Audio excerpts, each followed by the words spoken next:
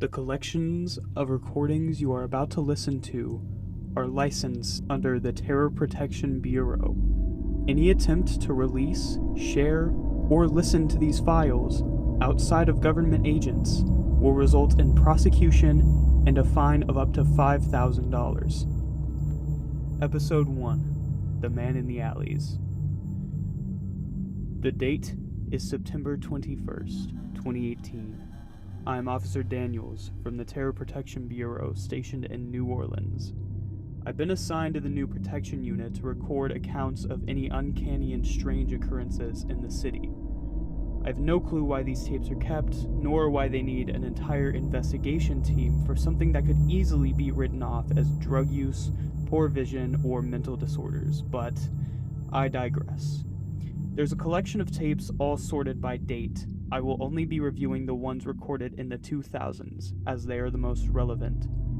This first tape is dated January 17th, 2010. The sighting was reported by a man named Danny Calhoun.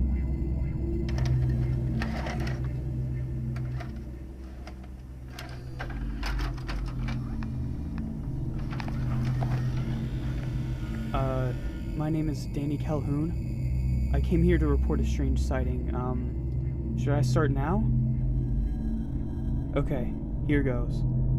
I was walking home from work, nothing major, just a convenience store cashier. I'm only 23. I was alone working the closing shift, and once I was finished, I locked up. It was around 11 p.m. at the time, so it was pitch black apart from the streetlights. It was raining, hard. So hard, in fact, that I could barely see in front of me, which is peculiar for this time of year. It wasn't hurricane season, I know that, so I found it odd, but I didn't think much of it. Anyways, I was grateful that I brought an umbrella. I took it out and continued on my way. This is where things got weird. I saw something deep red flowing into the storm drain. At the time, I just chalked it up to runoff from unused land, but now, looking back on it, it probably wasn't just dirt. Anyway, I was walking home, and I was walking through the alley that I always walk through, or so I thought. The rain was messing with my vision. The streetlights were off.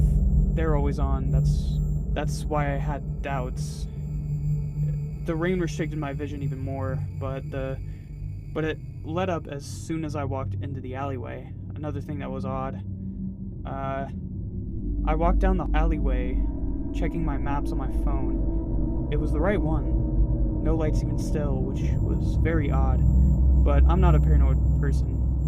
So I kept my way, head down, when I kicked some fleshy mass.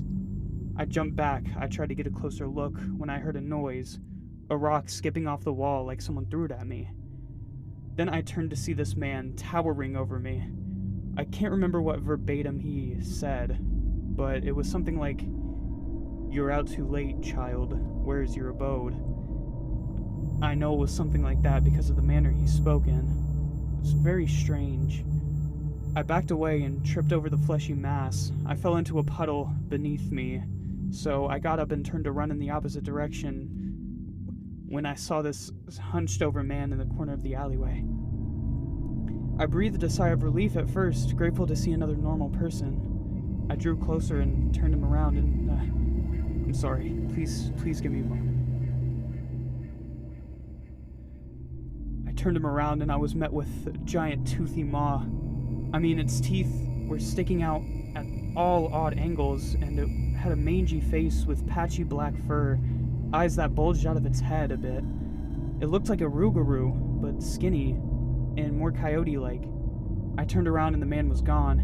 I started to sprint as fast as I could towards the police station. It let out a horrifying scream, something I can only describe as some amalgamation of the howling of a coyote and a blood-curdling scream of a person in immense pain. It shook me to my core and left me nearly paralyzed, but I continued, and got here as fast as I could.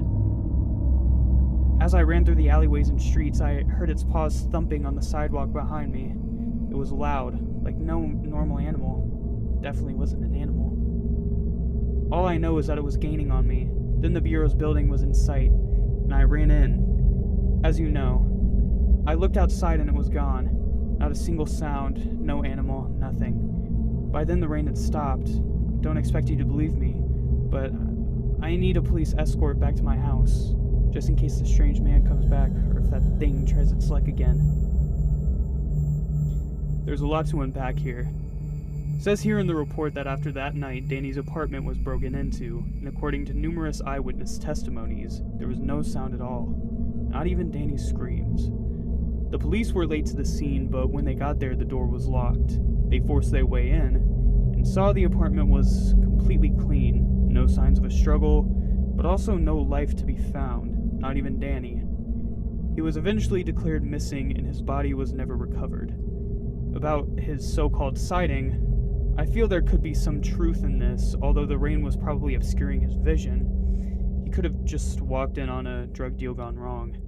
That doesn't explain his sudden disappearance, however. It was almost like he left on his own. I'll be investigating more into this matter once I rifle through more tapes. Hopefully they'll expand on this matter and this man some more. I shouldn't get my hopes too high, though.